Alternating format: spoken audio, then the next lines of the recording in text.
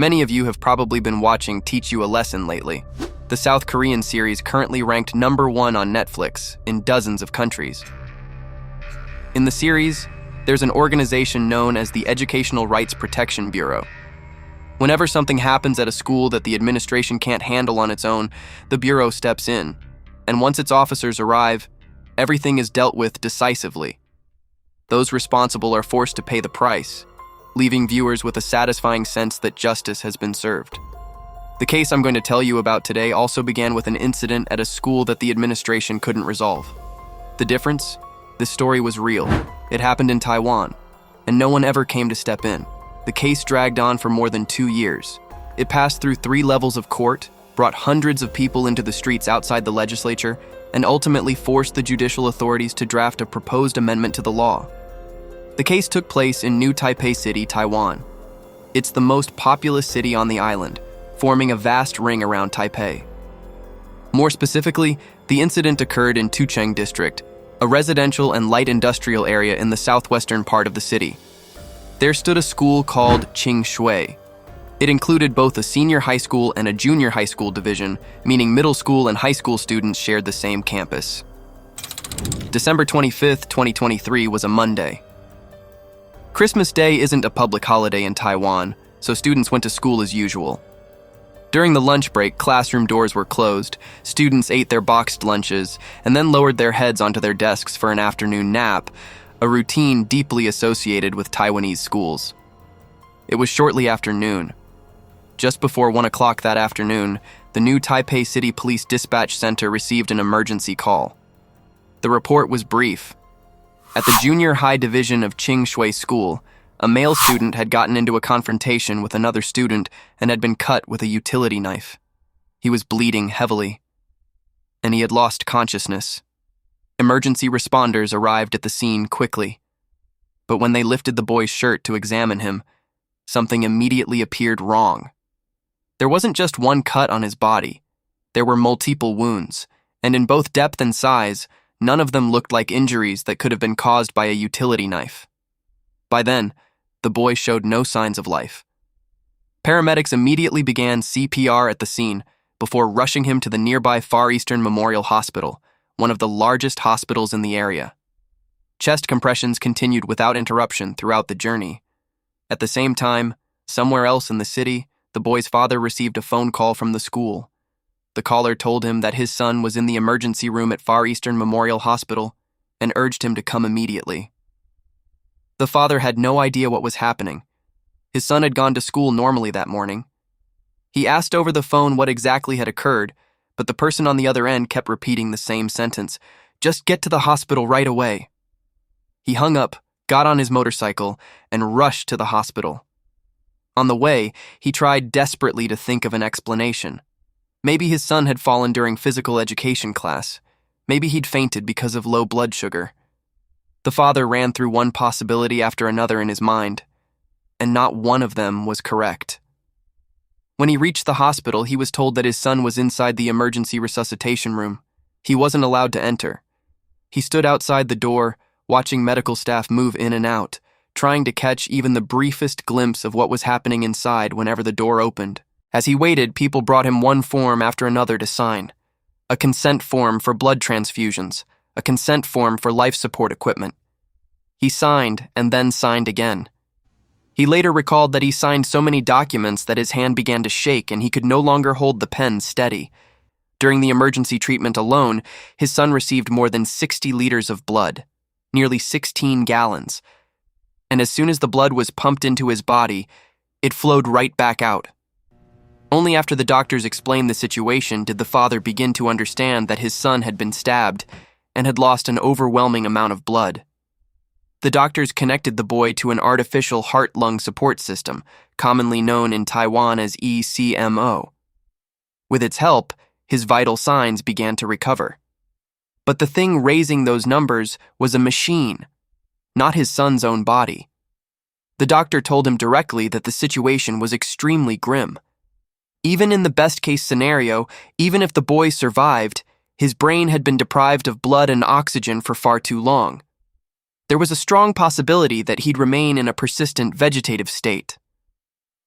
The father collapsed when he heard those words. But then he responded with absolute determination.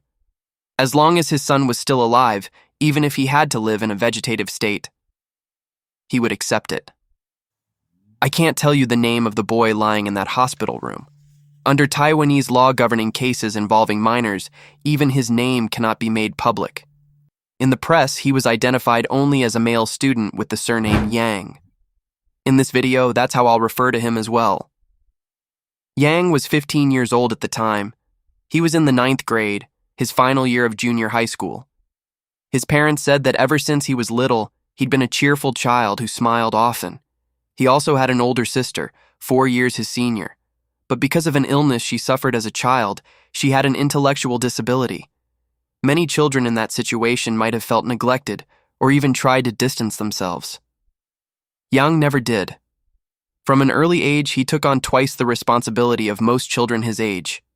His parents worked all day, and his mother still had to work on Saturdays, so at home, he was the one who cleaned and helped prepare the meals. His mother recalled that at every meal, he would always serve his sister rice and place food in her bowl before serving himself. He once told his parents that when he grew up, he would take care of his sister and stay by her side until they were old. Yang was an outstanding student. His grades were strong enough for him to qualify for a specialized mathematics and natural sciences program at another, better junior high school. But he didn't choose that school. He chose Qingshui School. The reason was simple. His sister attended the special education class in the junior high division of that very school. Choosing Qingshui meant the brother and sister could travel to and from school together. But it meant more than that. His classroom was upstairs, while his sister's special education class was on the first floor. During every recess, in the few brief minutes between classes, Yang would run downstairs, quietly stand outside and check how his sister was doing that day. Then hurry back up to his own classroom. At school, his grades consistently placed him among the top students. His classmates elected him as the class officer responsible for discipline, and he also served as the student representative for mathematics and history. Outside the classroom, he trained in martial arts. Perhaps because of that, he was physically strong and noticeably taller and larger than most boys his age. Whenever he performed a martial arts demonstration, his parents imagined that one day he might become a martial arts instructor, or perhaps an actor. As they watched their son grow into a kind, responsible young man with a mind of his own, his parents couldn't have been prouder. Never, not even once, did they imagine that he might die, and they certainly never imagined that it would happen inside a school. The fight to save him in the emergency room continued through the rest of December 25th and throughout the entire day of December 26th. That night, his parents should have been required to leave because of hospital visiting hour rules, but their circumstances were so extraordinary that the hospital allowed them to stay. His mother later said that by that evening, she could sense that something was terribly wrong. Because of the medication, her son's body had swollen to 2 or 3 times its normal size. His arms were so distended that she could hardly believe the person lying there was her child. The attending physician told them there was truly nothing more that could be done. The father continued to plead with the doctors, begging them to try one more time. And then one more time after that. Shortly after 7 o'clock on the evening of December 26th, 2023, Yang died. The cruelest part was that even in that moment, his parents still had another decision to make. To determine exactly what had caused their son's death, they agreed to a forensic autopsy. And this is where the story becomes difficult to understand. Throughout those days, no one told the couple what had happened inside their son's classroom. The school said nothing. When questioned, school officials claimed that the incident involved students' personal information and that they couldn't provide any details. They even advised the family not to make a scene and not to speak with the media. The father later said he had no idea what the school was trying to hide. All he knew was that the entire campus had suddenly become shrouded in secrecy. What he later told reporters is worth remembering. You learned what happened from the news before we did, because as far as we were concerned, the school had completely sealed off the information. At that point, the father could think of only one thing: getting through his son's funeral. He told himself that once the funeral was over, he would begin asking questions one person at a time. The police, meanwhile, had begun their investigation on the afternoon of December 25th. Unlike many other cases, they didn't need to spend much time narrowing down a list of suspects. The incident had happened in broad daylight, inside a classroom, in front of dozens of students. Two names emerged almost immediately: a male student from Class 903 and a female student from Class 905. Both were ninth grade students at the same school. Yang belonged to Class 904, which was positioned directly between the other two classes. At school, these two students were notorious, and not in a good way. They weren't related by blood, but they called each other sworn brother and sworn sister, terms that can also be used in this context for two people who are romantically involved. During her first police interview, the female student, whose surname was Lin, claimed that Yang had provoked her first. Feeling wronged and angry, she ran back to find her sworn brother and told him what had happened. She said the two of them returned only to intimidate Yang and teach him a lesson. She emphasized that she had never told her sworn brother to use a knife.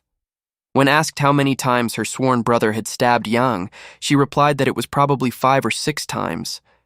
The male student, whose surname was Kuo, said that he became furious after hearing that his sworn sister had been bullied and wanted to stand up for her. Because Yang was taller and larger than he was, Kuo feared he would lose the fight, so he decided to use a knife. He claimed that when he attacked, he had simply thrust the blade wildly in front of him. He said he didn't know whether he'd struck Yang or where the knife had landed. Police found the weapon on him. It was not a utility knife. It was a black switchblade with a double-edged blade measuring about 3.7 inches long. This wasn't the kind of knife a junior high school student would accidentally happen to have in a backpack. It was something that had to be deliberately purchased and deliberately concealed. Hallway surveillance footage, together with statements from teachers, confirmed the timeline and identified the people who had been standing near the entrance to Class 904. But the most important piece of the puzzle came from a student inside the classroom who had witnessed the entire incident from beginning to end. In the case file, he was identified only as Student A. According to Student A, at around 12:10 that afternoon, it wasn't 2 students who entered Class 904, it was 4. In addition to Kuo and Lin, 2 other students from different classes were with them. What stands out is that Yang wasn't their original target at all. They had come looking for another male student in the class, whom Will called Tseng, simply because he'd posted a desk-flipping video on his social media page. Kuo thought Tseng was trying to act tough, so he deliberately went to the classroom to provoke him. The 4 students surrounded Tseng's desk and began hurling insults at him. Kuo said, "You think you're tough, don't you?" Then, in front of the entire class, he overturned Tseng's desk, pulled out the black knife, and held it against his neck. Standing beside him, Lin tilted her head, gave a cold smile, and said, "So you're good at flipping desks. You even posted it online." Tseng could only back down and beg them not to humiliate him in front of the entire class. After hearing that, Kuo put the knife away. The 4 students then stepped back into the hallway. Remember this detail. The knife had already been drawn once, in front of the entire class, and at that point, none of this had anything to do with Yang. About 10 minutes later, Lin returned to Class 904 for a second time. As she left, she slammed the front classroom door so hard that it made a loud bang. Yang, who had remained seated until then, stood up. As the class officer responsible for discipline, he told her, in essence, not to damage the classroom's shared property, and reminded her that she wasn't even a student in that class. That was all. That was all. After hearing him, Lin tossed her head and walked away, clearly irritated. Only moments later, she returned with Kuo and stood just outside the classroom door. He shouted into the room, demanding to know who had dared to provoke his sister. Standing beside him, Lin added, "Bring the long-chinned one out here." Yang stood up and walked toward them. According to Student A, he was still trying to explain that he hadn't meant anything by it. He'd only asked Lin to take care of the classroom's property, but the other side didn't listen to a single word. Kuo rushed forward while shouting, grabbed Yang by the collar, and repeatedly punched him in the head. Throughout the attack, Lin stood right beside them with her hands on her hips, watching, as though she were observing a performance. When the other students saw the fight, they immediately rushed forward to pull the two boys apart. At that moment, many people in the classroom heard Lin say, "Don't stop them." In the very next second, Kuo pulled the knife from his pants pocket and began stabbing upward, again and again and again. And according to several students, Lin laughed as she shouted, "Beat him to death, let him die." Police later located Seng and compared his account with the other statements. He said that at first he assumed the group would leave once they had vented their anger. When the confrontation began, he also tried to intervene, because he was the only person in the classroom who already knew that Kuo had a knife. When Seng saw Kuo reach into the back pocket of his athletic pants, he immediately understood what was about to happen and reached out to stop him. But Kuo knocked him away with an elbow. Lin saw this and told him, "If it's none of your business, then get lost." Another witness, whom we'll call Chuan, added one brief detail. He said that after being stabbed the first few times, Yang turned his body away, instinctively trying to protect himself. But the attacker continued stabbing him, showing no intention of stopping. The final words Yang spoke before losing consciousness, as remembered by his classmates, were, "I have no strength left. I'm about to pass out." His classmates supported him toward the back door, intending to take him to the school nurse's office, but he collapsed right there. What happened next was the part that would continue to haunt everyone who was there that day. Still holding the knife, Kuo walked toward the boy lying motionless on the floor, shouting as he approached, "You think you're so tough? Who the hell are you to tell anyone what to do?" By then, everyone in the classroom understood that he had no intention of stopping. Teachers and students had to rush forward together to hold him back. The two other students who had accompanied them that day also gave statements to the police. That very morning, while the four of them were eating breakfast together, Kuo had already pulled out the switchblade and played with it. And after everything happened, Lin was still smiling, showing no sign of fear. Even as Yang lay motionless near the back door, she called the other two over and told them to go see whether he was dead yet.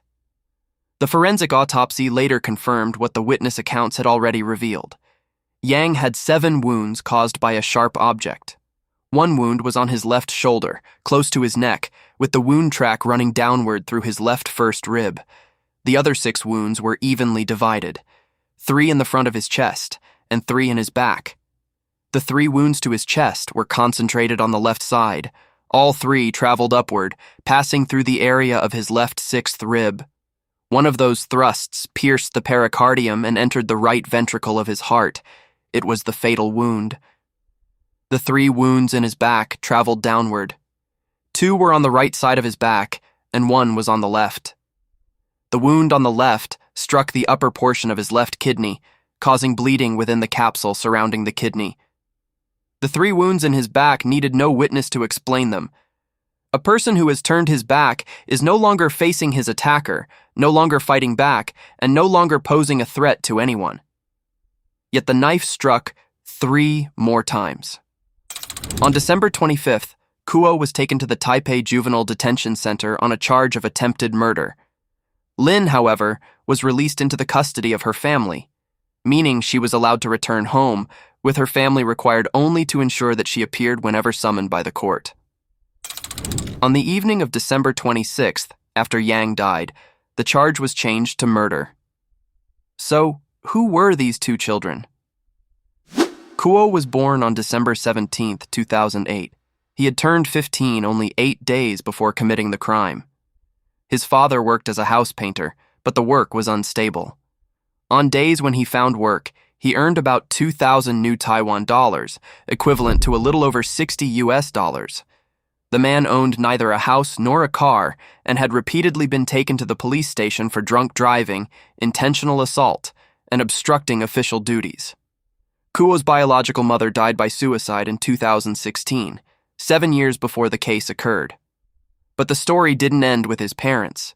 His maternal grandfather, the father of his deceased mother, was sentenced in 1998 to 17 years in prison for robbery and violating laws governing firearms, ammunition, knives, and weapons. He served 14 years before being released in 2012. The man's twin sons, Kuo's two maternal uncles, had also committed attempted murder while they were minors. Even after completing their sentences, both continued to have repeated encounters with the police for years. After his wife's death, Kuo's father remarried and later divorced again. His second wife was imprisoned on drug charges, leaving Kuo's younger half-sibling to be placed in a social welfare facility. Growing up in that environment, Kuo began drifting around temple districts at an early age, associating with other teenagers from similar backgrounds and getting into trouble almost every day. Compared with her sworn brother, Lin came from a much more stable background. She was born on July 17, 2009, and hadn't yet turned 15 when the crime occurred. Her father worked as a driver, and her mother worked in the beauty industry. Both had steady incomes, and the family owned 2 cars. But a family with money isn't necessarily a family that still functions. Lin smoked, got into fights, skipped more than 40 class periods, and frequently stayed away from home. On many nights, her parents didn't even know where their daughter was sleeping. They'd threatened to call the police, but nothing changed. Lin, meanwhile, believed that there was no longer a place for her in her own home. Perhaps because she lacked support at home, she formed similar sworn sibling relationships with many boys outside the family. Kuo was only one of them, and this wasn't the first time the two of them had attacked someone. Before that, the two had attended another junior high school in Tucheng District. In February 2023, when they were still in 8th grade, they and several other students stopped a 7th grade girl on her way home from school. The reason? Lin had heard the girl had called her ugly. They dragged the girl into a narrow alley, threw eggs at her, and eventually forced her to kneel, bow her head to the ground, and apologize. Fortunately, a passerby saw what was happening and called the police. Even so, a video of the bullying was later posted online, and it was only after the girl's parents saw it that they learned their daughter had been tormented more than once. In that case, Kuo had physically assaulted the girl, so he was sent to a juvenile detention facility for 3 months. Lin, however, hadn't personally laid a hand on the victim, so even though she had set the entire incident in motion, she received no punishment at all. After the bullying incident, both students were forced to transfer schools, and the school they were transferred to was Qingshui School. Had the story ended there, it would have been one more school tragedy among many. But what would outrage all of Taiwan for the next 2 years was not the knife. On the night of December 25th, while Yang was still being kept alive by a heart-lung machine, Lin was at home. And she went online. She posted photos of herself celebrating Christmas on the very day the attack occurred, along with a message thanking her friends for taking her out to cheer her up. When people confronted her, she responded with a series of posts.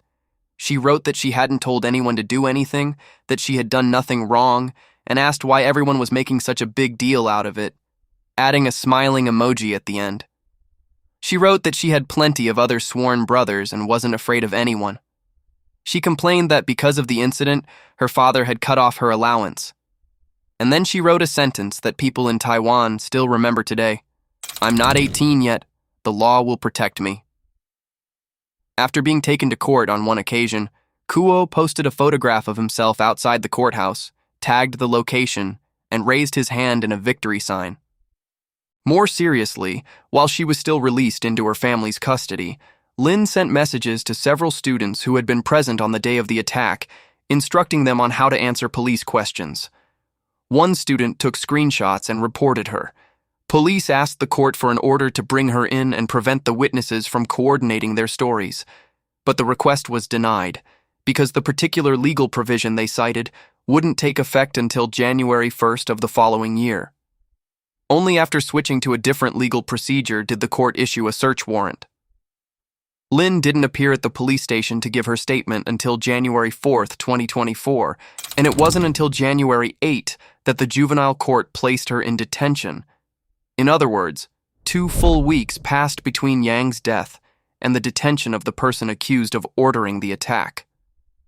Public outrage erupted. Internet users tracked down and published the identities and backgrounds of both teenagers. But on December 28th, the district court issued a statement declaring that no matter how much anger the case had caused, publicly revealing information about minors was still illegal, and ordered all related content to be removed. News outlets and online platforms were forced to quietly take their posts down, but one prominent online figure refused to remain silent. They initially planned to rent a mobile advertising truck, but no company was willing to take the job. So instead, they paid to rent an electronic billboard in Times Square, New York. Beginning on January 4, 2024, the billboard displayed the photographs and names of the 2 teenagers for 15 seconds, every hour. A school murder case in Taiwan had to be carried all the way to the center of Manhattan before anyone was allowed to speak their names. On January 25, 2024, the family held Yang's funeral. Standing before his son's portrait, the father promised that he'd remain strong and fight for justice. But he also said something that broke the hearts of those who heard it. He said he had been the one who taught his son to distinguish right from wrong, and that lesson was what had ultimately gotten him killed. At times, he said, he found himself wondering whether he had been wrong after all. On September 30th, 2024, the new Taipei District Court handed down its initial ruling. Kuo was sentenced to 9 years in prison. Lin was sentenced to 8. The court explained that after repeated counseling sessions, both defendants had gradually come to recognize and reflect on their wrongdoing. With a prolonged period of correction and education, the court believed they could still be rehabilitated. But what happened inside the courtroom looked nothing like that. Kuo recanted his earlier statement. He claimed that the knife didn't belong to him. When the court asked where it had come from, he replied that he didn't know, that it had somehow flown into his hand. He also claimed that he'd only intended to stab Yang in the thigh and had never meant to kill him. The prosecution rejected that claim with a simple argument. The victim was about 5 feet 9 inches tall. The defendant was only about 5 feet 3 inches, nearly a full head shorter. With that height difference, stabbing the victim in the thigh would have been the most natural and easiest motion. So why was there not a single wound on the victim's legs, while every injury was concentrated around his neck, chest, heart, and kidney? Lin also changed her story repeatedly. At one point, she claimed that she had tried to stop the attack. At another, she said she'd been standing behind the others, her view blocked, so she had seen nothing and didn't know that Kuo was carrying a knife. The defense attorney pointed to the fact that Kuo's glasses had fallen to the floor, arguing that Yang might have fought back, and that the defendant may have stabbed him unintentionally during the struggle. The lawyer also argued that the student witnesses' memories may have been reconstructed by their sympathy for the victim and therefore couldn't be trusted. One student after another appeared in court and rejected that claim. They insisted that Yang had only raised his empty hands to protect himself and had never launched an attack. As for the glasses, several students testified that Kuo had knocked them off himself while he was in a rage.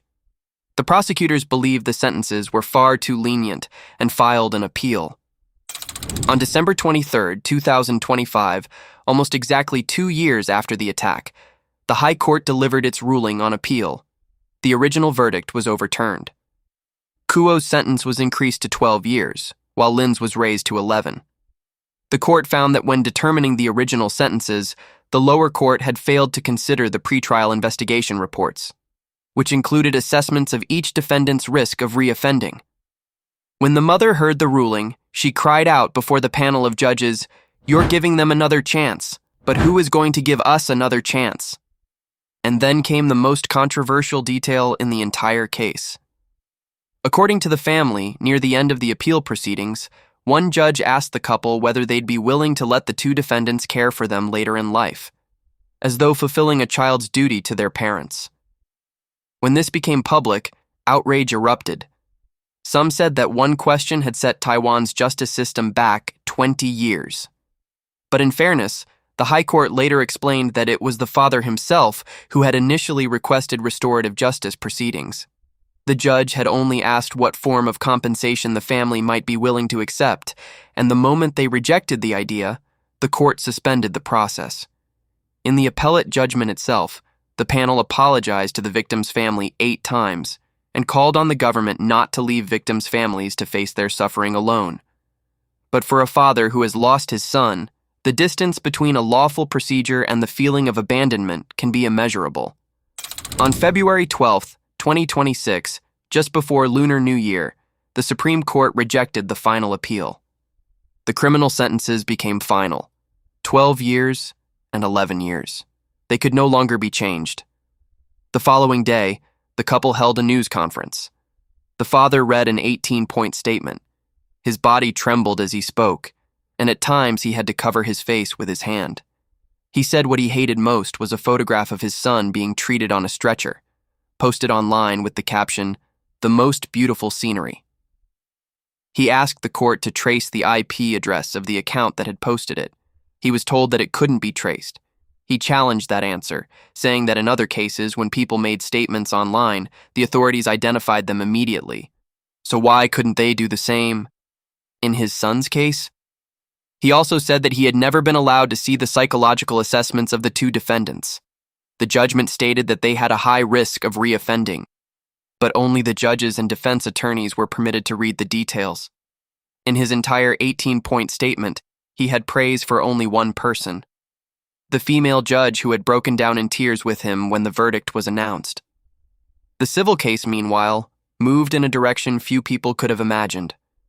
The father, mother, and older sister filed a lawsuit seeking more than 21.7 million new Taiwan dollars in compensation, equivalent to approximately $680,000 US. The lower court held the 2 defendants and their legal guardians jointly and severally liable for more than 9.3 million new Taiwan dollars, approximately $290,000 US. Look closely at the list of those held financially responsible: the 2 defendants and their guardians. The school's name was nowhere on it. This was the school that had accepted both students after a bullying case involving video evidence and police intervention, and then withheld information from the victim's own family after the killing. Across both the criminal and civil cases, no one addressed that responsibility. Even more painfully, although the lower court had awarded the family compensation, who was actually going to pay it? Both defendants' families declared that they had no ability to pay. So far, the victim's family has received only 200,000 new Taiwan dollars, a little over $6,000 US. Everything else exists only as a document certifying that they are legally owed the money. During the proceedings, the defense made another proposal that enraged the public.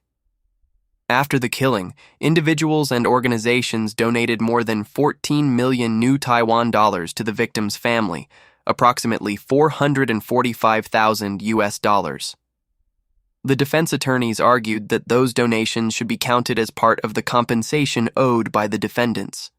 In other words, money given by strangers who felt compassion for the grieving family was proposed as a way to reduce the financial obligation of the people who had killed their son. On July 29, 2026, the High Court was scheduled to deliver its decision in the civil appeal. But at the last moment, attorneys for the defendants requested that additional evidence be investigated. The panel postponed the ruling and reopened oral arguments. At the time I'm making this video, the civil case is still unresolved, but money isn't what the couple fears most. Under the current rules, a juvenile serving a sentence may apply for parole after completing 1/3 of that sentence. 1/3 of 12 years is 4 years, and counting the time already spent in juvenile detention and pretrial custody, they've already served more than 2. Beyond that, under the system allowing juvenile criminal records to be expunged, their records may be completely erased after they've been released for a certain period of time. On paper, they would once again become 2 citizens with clean records, with no trace showing that they had ever killed anyone. This calculation remains disputed, and some juvenile court judges have insisted that parole eligibility isn't as simple as the public has made it sound. But the family's fear is real. The father worries that when the two are released, they'll come looking for revenge. During the civil lawsuit, the other side obtained his family's personal information and home address, while the defendant's information remained completely protected. He had to move his wife and daughter somewhere else. He also issued a public statement declaring that he would never take his own life, in case anything unusual should ever happen to him. By April 2026, an overseas Chinese-language content channel had released a video recounting the entire case and revealing information that Taiwan's domestic media had been legally prohibited from mentioning. Within days, the video surpassed 2 million views, and then 3 million. But the person whose reaction surprised many people was the father himself. He publicly thanked the channel, and he said one sentence that captured the entire contradiction at the heart of the case. It contained information that even I had never known. After more than 2 years of legal proceedings, the victim's own father had to watch a video online to learn the full story of what had happened to his son. He compared the law to a veil, one that concealed the system's shameful failures and obscured who should be held responsible. It protected the human rights of the killers and preserved the dignity of public institutions, while leaving nothing of the victim's human rights. His son had been killed. Yet even his son's name had to remain hidden.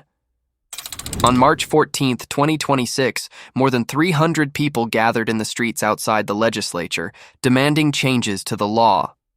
Their main concern was the system for expunging juvenile criminal records. They argued that records shouldn't be erased automatically after only a few years, that the system should distinguish between different levels of offense, and that high-risk offenders should continue to be monitored. In May 2026, Taiwan's judicial authorities approved a draft amendment. It proposed raising the parole eligibility threshold for juveniles convicted of serious crimes from 1/3 of their sentence to 1/2, creating a tiered system for expunging criminal records and granting victims the right to participate in legal proceedings. The draft was submitted to the legislature, but as of today, it has still not been passed. At the march, the father said that for his own family, changing the law no longer held any meaning because his family line had, for all practical purposes, come to an end. But he still stepped forward, hoping that his son's death might at least leave behind something of value, and that there would never be another victim. To this day, Yang's room remains exactly as he left it, and every day his father still charges his son's phone. He knows no one will ever call, but he keeps charging it. This case leaves behind 2 questions that I believe have no easy answers. First, when the law protects juvenile offenders to the point that a victim's family isn't even allowed to speak their own child's name, is that still protection, or has it become abandonment? And second, a child was taught to speak up when he saw something wrong, only to die because he did exactly that. So what are we supposed to teach our own children? What do you think about this case? Leave your thoughts in the comments below. That's all for today's video. I'll see you again in the next one. Goodbye for now.